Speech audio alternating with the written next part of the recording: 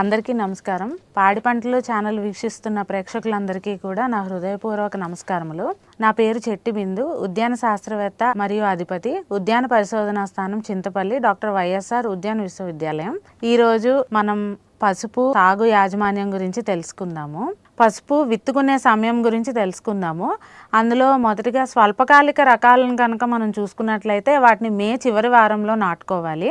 అలాగే దీర్ఘకాలిక మధ్యకాలిక రకాలను మనము జూన్ మొదటి పక్షంలోను అలాగే జూన్ రెండవ పక్షంలోను నాటుకోవాలి.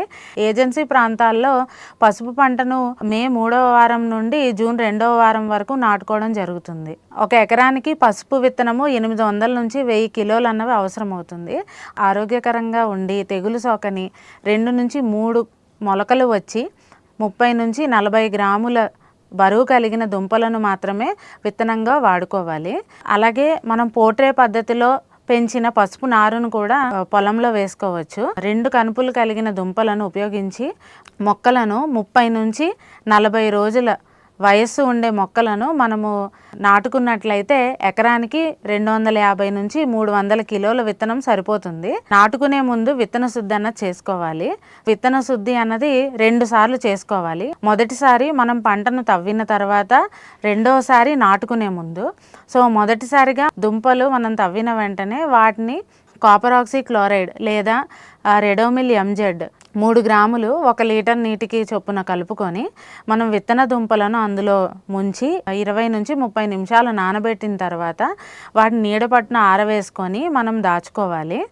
అలాగే నాటుకునే ముందు దుంపలను ట్రైకోడర్మా విరిడి పౌడర్ 5 గ్రాములు 1 లీటర్ నీటికి చొప్పున కలుపుకొని ఆ ద్రావణంలో ఈ విత్తన దుంపలను ముంచుకొని 20 నిమిషాలు నానబెట్టిన తర్వాత తీసి మనం పొలంలో నేరుగా నాటుకోవచ్చు. పసుపును మనం 3 పద్ధతుల్లో నాటుకోవచ్చు. అందులో ఎత్తుమళ్ళ పద్ధతి, బోధశాల పద్ధతి, అలాగే సమతుల మళ్ళ పద్ధతి. సో ఎత్తుమళ్ళ పద్ధతి అన్నది ఎక్కువగా బరువు నేలల్లో మరియు లంక భూముల్లో ఎక్కువగా పద్ధతి అన్నది పాటిస్తారు. 1 మీటర్ వెడల్పు కలిగిన 20 సెంటీమీటర్ల ఎత్తులోనే అలాగే మడికి మధ్య 40 సెంటీమీటర్లు ఉండేటట్లుగా చేసుకొని ఆ మడుల్లోని మొక్కలను వరసకి మధ్య 30 సెంటీమీటర్లు అలాగే మొక్కకి మధ్య 15 సెంటీమీటర్లు ఉండేటట్లుగా చూసుకొని నాటుకోవాలి. తర్వాత పద్ధతి బోధశాల పద్ధతి. 45 నుంచి 60 సెంటీమీటర్ల దూరంలో విత్తన కొమ్ములను మనం బోదలుగా చేసుకొని బోధశాలలో మొక్కల మధ్య 22.5 సెంటీమీటర్ల దూరం పెట్టుకొని నాటుకోవాలి. నీరు కట్టుటకు కాలువలు అన్నవి చేసుకోవాలి. ఈ పద్ధతిలో దుంపకుళ్ళు ఎక్కువగా ఆశించే అవకాశం ఉంటుంది. అలాగే సమతుల మడుల పద్ధతి. ఈ తేలిక నేలల్లోని ఎక్కువగా సమతుల మడుల పద్ధతి అన్నది ఎక్కువగా వేసుకుంటారు. అలాగే నేలను మనం మడులుగా చేసుకొని వరసకి మధ్య 30 సెంటీమీటర్లు అలాగే మొక్కకి మధ్య 15 సెంటీమీటర్ల విత్తన దుంపలను నాటుకోవాలి. సో పసుపులోని మల్చింగ్ దుంపలను విత్తిన వెంటనే వరిగడ్డి లేదా వ్యవసాయ వ్యర్థాలతో లేదా ఎండుటాకులతో కప్పినట్లయితే నేలలోని తేమ అనేది సంరక్షించబడి ఉష్ణోగ్రత అనేది నియంత్రించబడి మనకి పసుపు విత్తన దుంపలు తొందరగా మొలకెత్తడమే కాకుండా కలుపు కూడా నియంత్రణలో ఉండి మనకు అధిక దిగుబడి ఇచ్చే అవకాశం ఉంటుంది.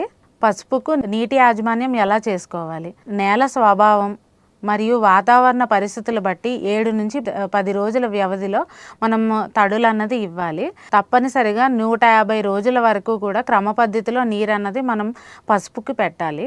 సో డ్రిప్ పద్ధతిలో కనుక మనం నీటిని ఇవ్వడం వలన 10 నుంచి 15% వరకు మనకు దిగుబడి పెరిగే అవకాశం ఉంటుంది. పసుపును మనం అంతర పంటగా వేరే పంటల్లో వేసుకోవచ్చు. అలాగే పసుపులో కూడా మనం అంతర పంటలు వేసుకోవచ్చు. అందులో మనం కొబ్బరి, అరటి, బొప్పాయి వంటి తోటల్లో పసుపును అంతర పంటగా వేసుకోవచ్చు. అలాగే పసుపులో కంద, అలాగే పెండలం, మొక్కజొన్న పంటలను మనం అంతర పంటగా వేసుకోవచ్చు. కలుపు యాజమాన్యం గురించి మనం తెలుసుకున్నట్లయితే నాటిన 40 నుంచి 45 రోజుల తర్వాత నుండి మనం కలుపు నివారణ చర్యలు అన్నవి తీసుకోవాలి. 3 నుంచి 4 సార్లు అనగా 60, 90, 120 అలాగే 150 రోజుల వరకు కూడా పసుపులో కలుపు అన్నది తీయించాలి. పసుపు విత్తన దుంపలను నాటిన వెంటనే ఎకరాకు ఆక్సిఫ్లోరోఫిన్ 200 మిల్లీలీటర్లు 200 లీటర్ల నీటితో కలిపి నేలలో తేమ ఉన్నప్పుడు పిచికారీ చేసినట్లయితే మనకి కలుపు సమస్య అన్నది చాలా వరకు తగ్గుతుంది. పసుపు పంట అధిక దిగుబడి రావాలంటే ఎరువుల యాజమాన్యం అన్నది చాలా అవసరము.